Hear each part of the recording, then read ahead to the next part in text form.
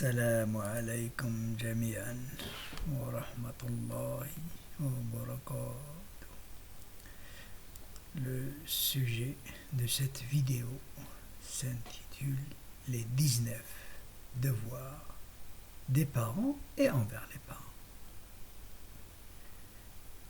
Eh bien, quand j'ai compté 19, j'étais moi-même étonné. Et on retrouve partout les milliers de 19. Et j'attends un commentaire qui me dirait non, ce n'est pas 19, il y en a 17 ou bien il y en a 21. Ça, j'attends toujours. Le premier devoir envers les parents, c'est le respect. C'est le respect. Bien sûr, le respect, on le doit à tout le monde, nos voisins, nos collègues, pratiquement tout le monde, et même les animaux. Mais le respect des parents est un peu spécial. Dans mon cas, je souhaiterais qu'il n'y ait pas trop de bavardage entre les parents et les enfants.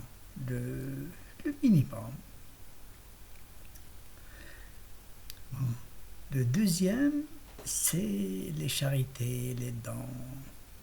Il y a des cas où les parents sont pauvres et les enfants sont beaucoup plus aisés dans la vie quotidienne. Dans ce cas, si les parents sont dans le besoin, ils ont la priorité absolue. Pas se permettre d'aider quelqu'un d'autre et de laisser ses parents dans le besoin. Voilà. Testament au profit des parents. Eh bien, les parents peuvent aussi hériter les enfants et parfois, on peut faire un testament au profit des parents. Quatrièmement, testament au profit des enfants. Le quatrième point, qui est au verset 5, au verset 506. On doit le commenter. Parce que dans nombre de pays musulmans, si vous allez chez le notaire et demandez de faire un testament pour votre fille unique ou deux filles uniques, eh bien, il vous dira non, ce n'est pas permis. Alors que dans le Coran, c'est tout à fait clair. On peut faire un testament au profit de nos enfants. Parce qu'une fille qui n'a pas de frère, lorsqu'elle hérite, c'est tout un problème. Et si c'est un appartement, ça pose beaucoup de problèmes. Le point 5. On peut témoigner même contre ses propres parents. Ça semble être déconseillé. Dire mes parents ont commis telle chose, bon, je m'abstiens de témoigner, ou bien il faut témoigner. La vérité reste la seule clé. Point 6. On peut ne pas s'allier avec ses propres parents. Parfois, il y a des divergences religieuses et autres. On se dit salam, salut. On reste parents, enfants, une cohabitation, parfois de religions différentes, sans être amis, vraiment amis. Parce que quand les religions sont différentes, les principes sont différents, on reste bon voisinage. Le point 7. Nos parents ne doivent pas prendre une place prépondérante par rapport à la religion, par rapport à Dieu. Voilà. ne peut pas s'attacher aux parents au point de dépasser l'attachement de Dieu. Huitième point. Eh bien, on ne demande pas pardon pour nos propres parents qui ont choisi la voie du shirk. L'exemple, c'est Abraham qui a demandé le pardon pour ses parents qui avaient choisi la mauvaise voie. Même pas le pardon, on ne demande pas pardon. S'ils ont choisi cette voie, on se tait, c'est tout. Par contre, le point 9, on peut demander pardon pour nos propres parents, pour tout, absolument tout, autre que le shirk. Les points 10, on ne dit pas ouf à ses parents.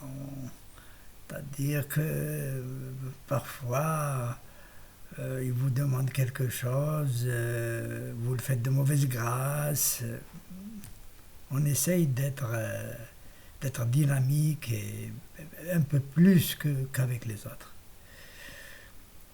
Le 11e point, c'est la responsabilité des parents. Les parents sont responsables de leurs enfants, naturellement. Reconnaissance envers les parents. Eh bien, il faut être reconnaissant envers ses parents. D'ailleurs, il faut être reconnaissant envers tout ce qui est envers tout ce qui a le mérite d'être reconnaissant. Préservation des liens génétiques. Si vous adoptez un enfant, de préférence, il faut lui garder le nom de son père génétique. Si nos parents, 14e point, si nos parents suivent la voie droite, bien sûr, nous devons suivre la voie droite de nos parents, s'il faut faire des rectificatifs, ou peut-être pas. Mais, au point 15, il ne faut pas suivre aveuglément nos parents, sans réfléchir. Parfois, vous voyez des contradictions et vous suivez quand même non et niet. Point 16, on ne s'attache pas excessivement à nos enfants, car ils sont un test pour nous. On ne s'attache pas. Certaines personnes s'attachent à leurs enfants au point d'en faire le sujet numéro 1, l'objectif numéro 1. Ça, c'est non. Il faut être modéré. Bien. Le point 17. Ce curieux point, on peut convoquer ses enfants et son conjoint pour une mubahala au verset 3:61, pas 3:14, 3:61. C'est-à-dire quand il y a un grand problème, par exemple au sujet de Jésus ou quelque chose comme ça, ou un autre problème, on se réunit pour jurer d'une façon curieuse, pour attirer la malédiction sur les menteurs.